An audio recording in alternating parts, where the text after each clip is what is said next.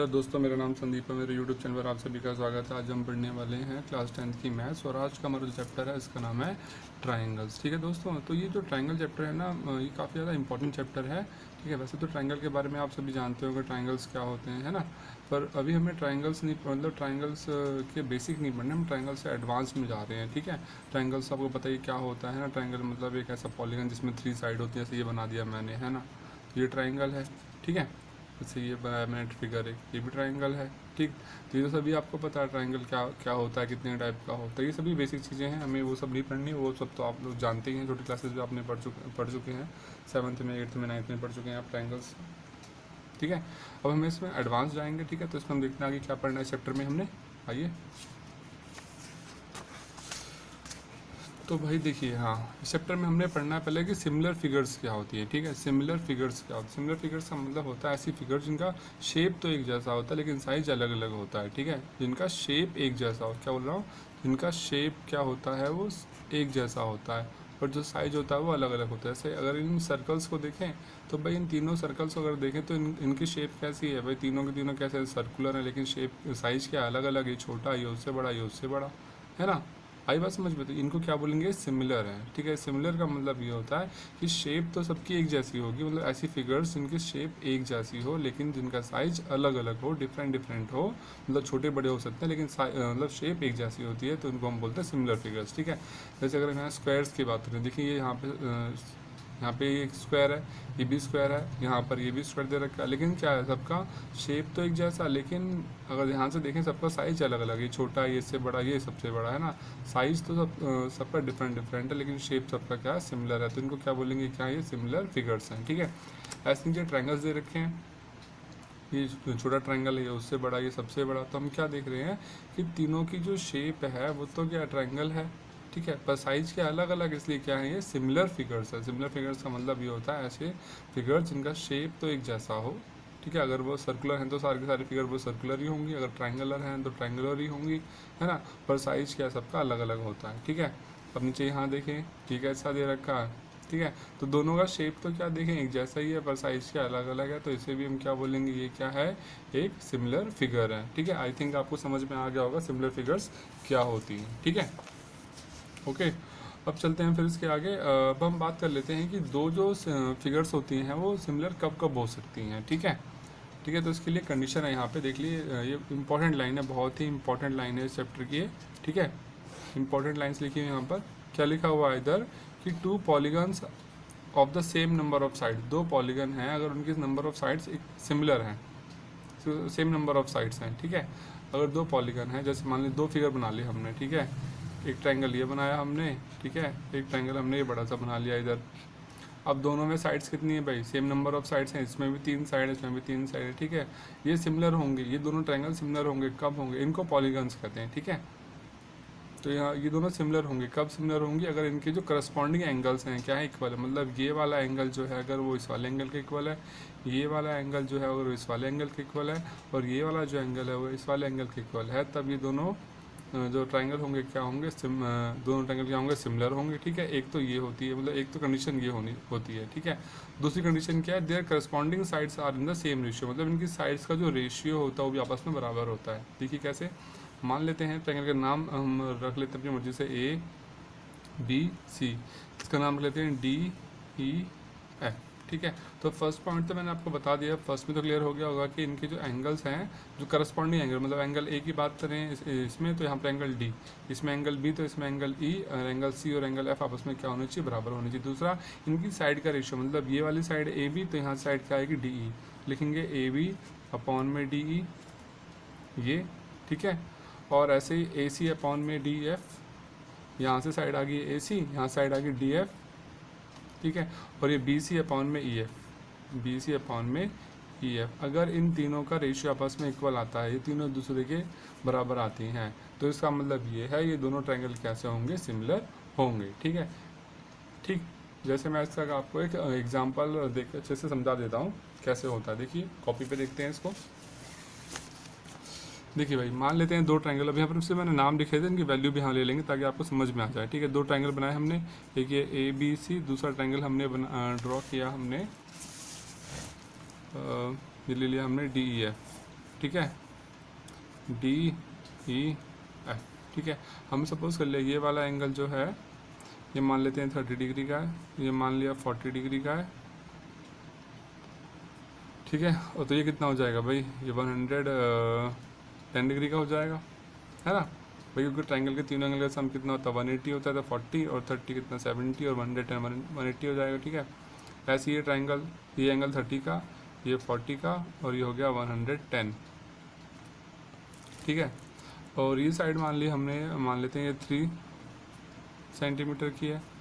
ठीक है, ये मान ली हमने 4 सेंटीमीटर की है, और ये मान ली हमने 5 सेंटीमीटर की है। ठीक है, तो ये वाली साइड 6 सेंटीमीटर मान ली, ये 8 सेंटीमीटर, और ये मान ली मैंने 10 सेंटीमीटर की। ठीक है, अब ये चेक करना है कि दोनों ट्रायंगल सिमिलर हैं या नहीं है। ठीक है, तो कैसे पता चलेगा, सबसे पहले तो हमने चेक करना है इनके एंगल्स आपस में बराबर होने चाहिए, करस्पॉन्डिंग एंगल। देखिए एंगल बी एंगल ई के बराबर है भाई, ये 30 डिग्री तो ये भी 30 डिग्री है। ठीक है, फिर देखिए एंगल ए एंगल डी के बराबर है, बिल्कुल है, ये 40 डिग्री है तो ये भी 40 डिग्री है। आ रही बात समझ में। फिर उसके बाद देखिए एंगल सी और एंगल एफ बराबर हैं भाई, एंगल सी और एंगल एफ भी बराबर है, दोनों 110 डिग्री के हैं कि नहीं है। तो फर्स्ट कंडीशन तो हमारे पास यहाँ फुलफिल हो रही है कि, है ना, कि दो पॉलीगन जो है वो सिमिलर कब होंगे, अगर उनके नंबर ऑफ साइड्स क्या सेम है। नंबर ऑफ साइड्स तो भाई 3 है, इनके करस्पॉन्डिंग एंगल इक्वल होने चाहिए, वो भी इक्वल हो गए। अब क्या दिखते हैं, जो साइड्स का जो रेशियो है इनकी करस्पॉन्डिंग साइड्स, मतलब इस वाले ट्रायंगल की साइड लेंगे ए बी, तो इस वाले ट्रायंगल की साइड लेंगे ये डी ई। ठीक है, इसका रेशियो मतलब इसकी वैल्यू ए बी कितना है यहाँ पे 3, डी कितना है यहाँ पे 6, कितना आएगा 1/2, ये आ गया। फिर लेंगे ये वाली साइड ए सी और यहाँ से डी एफ। ठीक है, इस वाले ट्रायंगल की एक साइड तो अपॉन में इस वाले ट्रायंगल की दूसरी साइड। ठीक है, ए सी कितना 4, डी एफ कितना 8, कट जाएगा, कितना जाएगा ए बी 1/2 आ गया। फिर लेंगे नीचे वाली बी सी, यहाँ से कितना जाएगा ई एफ, बी सी कितना 5, ई एफ कितना है 10, 5/10 कितना आ गया ये 1/2। तो क्या देख रहे हैं, तीनों साइड्स का रेशियो आपस में क्या आ रहा है, इक्वल आ रहा है ना भाई, सबका रेशियो 1/2 1/2 आ रहा है, और सबके एंगल्स आपस में बराबर है। इसका मतलब दोनों ट्रायंगल क्या है, ये सिमिलर है। आप क्या बोलेंगे, दोनों ट्रायंगल कैसे हैं, सिमिलर है। ठीक है, आगे बात समझ में कि दो पॉलीगन या दो ट्रायंगल, दो पॉलीगन की बात करते हैं वैसे, सिर्फ हम ट्रायंगल नहीं बोलेंगे। ठीक है, दो पॉलीगन या दो ट्रायंगल तब सिमिलर होंगे जब उनके क्या हो, करस्पॉन्डिंग एंगल आपस में बराबर हो, क्या हो, करस्पॉन्डिंग एंगल्स क्या हो, इक्वल हो, और उनकी जो करस्पॉन्डिंग साइड्स का रेशियो है वो क्या रहे, मतलब जो करस्पॉन्डिंग साइड्स इनका रेशियो आपस में क्या रहे, इक्वल रहे या फिर बराबर रहे। ठीक है, तब होता है ऐसा। ठीक, अब चलते हैं फिर इसके आगे, देखते हैं इससे आगे क्या है बुक में।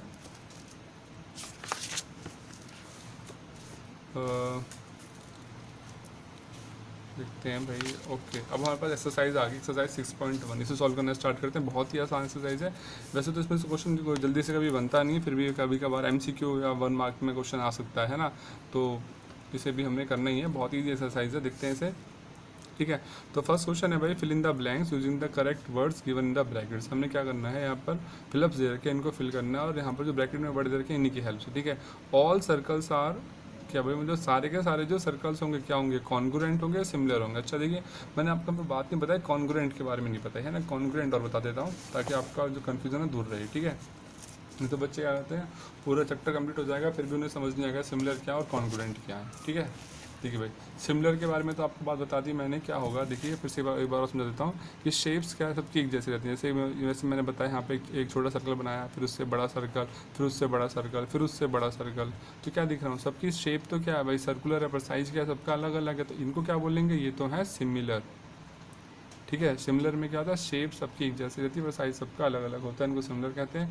पर कॉन्ग्रुएंट में क्या होता है कि जो, जैसे मान 2 सर्कल बनाए हमने, इसका रेडियस मान लिया 2 सेंटीमीटर है, दूसरे वाला जो सर्कल बनाया इसका भी रेडियस सपोज कर लिया 2 सेंटीमीटर है, तो क्या देख रहे हैं, दोनों की शेप तो भाई क्या सेम टू सेम है ही है, और दोनों का साइज भी क्या है, बराबर है भाई, रेडियस 2 सेंटीमीटर है, तो मतलब क्या दोनों सर्कल एक जैसे हैं, तो इनको क्या बोलेंगे, क्या कॉन्ग्रुएंट है, क्या ये कॉन्ग्रुएंट है। ठीक है, कॉन्ग्रुएंट का मतलब यही होता है कि शेप और साइज दोनों अगर आपस में बराबर होते हैं दो फिगर्स के, तो उनको हम कॉन्ग्रुएंट कहते हैं। आगे बात समझ में।